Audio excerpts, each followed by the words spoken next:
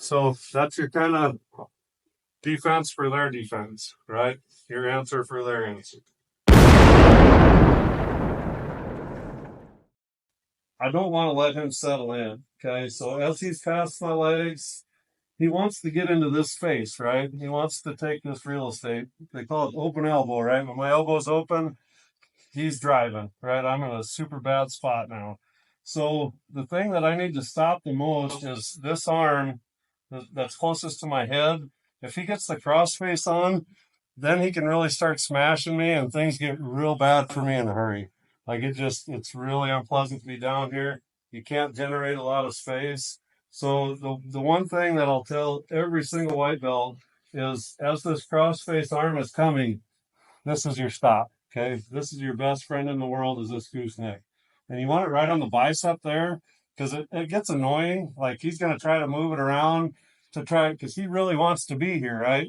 So I don't want to just grab it to where like he can slip my grip. Yeah, and get on. I really want to do that gooseneck so I can just kind of block. And so the first one that we're going to do, we call it the Heisman just because of the kind of the pose that you end up in, but it's all based off of this. Okay. And again, this is absolutely mission critical. Okay. Whenever your guard is getting passed, this is the first thing that you should be thinking about is stopping this cross face. Okay. Always, always, always bad news for you. Okay. But I can follow him around here, but for him to kill it, he needs to bring it past my face. Okay. Which it's neither good nor bad. It just kind of is what it is. But I have an opportunity in this transition here because I know he has to do that to kill it, right? So as he's bringing it over, he's got a little bit of momentum going already. So this arm that's on the bicep, I'm going to switch it to just like a C clamp, and I'm going to put it right in his armpit, okay? And I'm going to roll. He's already got a little bit of momentum going this way. So once he's started, I'm going to make my cup in the armpit here and roll. And I want to get my arms straightened out. Okay. He may or may not roll like this. Like sometimes they will, sometimes they won't. But I don't have anything here if I don't straighten my arm out. Okay. If I'm just trying to muscle this, he'll be able to get back and power his way back in. And then I'm screwed. Okay. All my power is from the frame. Okay. It's from the straightness of my arm. So once I have this straight arm, I'm just building myself up to my elbow and I'm sliding myself out. And I usually sit back into a guard or something. Like I say, sometimes they'll roll. Like if you're a big guy and you're going with a smaller person, like I got launched before. I was rolling an old NFL guy and he threw me across the room. So it happens, but typically what will happen is you'll just kind of get back and seat it in the guard, which is way better than the spot you're in. So again, he's passed. So I throw out my gooseneck. Okay. As he goes to kill it, he passed it past my face. I straighten out that arm. Okay. This has to stay straight as I'm building myself up. And then I can sit back in the guard. Okay. And it's however you get back, you may end up half guard, you may get to full guard, you may get to butterfly. Really unimportant. What's important is just locking that out and getting back to where you're back in the fight. Okay. So you got the bicep right. Just like this. Yep, like the purple cobras on the dodgeball. I can't unsee that now. So one thing I'll do as I'm doing this is once this arm goes past, I don't want to push this way. I want to push at about a 45 this way. And I'll kind of, like you can see where my feet are, I'll do a little bit of a shrimp as I'm pushing to where I can get my arms straight. Okay. That way it's not all arm power. I'm using my legs to kind of push out a little bit too, but this is critical. Okay. Stay straight. A good side control position. If you're able to just weave your hand through, like I have long arms, so I have to bring them all the way out and then slide them through. Okay. And I'm giving like a push on the hip here when I make my spin. Okay. I'm making momentum with my legs and then I'm really starting to push it with this hand here. So I give my bump first to clear space for my head, rock my legs, slide all the way out. Okay. We got questions? But if I want space over here, I'm going to push into him. Okay. And while I'm on my retreat, when I'm coming back to the ground is when I'll slide that through. Yep. So a lot of people, when they bump, they try to make their move right as they're bumping. But you have to make your space first, and you make your move on the way down. Okay. Again, I was talking to Spider and Aziz. They're asking, like, is there anything that as the top person can do to stop from spinning underneath? And so I didn't mention it first, but when you feed this arm through, like, they can obviously feel that, right? They know it's coming through. You don't want to hang out here a long, long time because this is super easy to beat. All he has to do is take this arm and reach right in here, right? He stops my spin.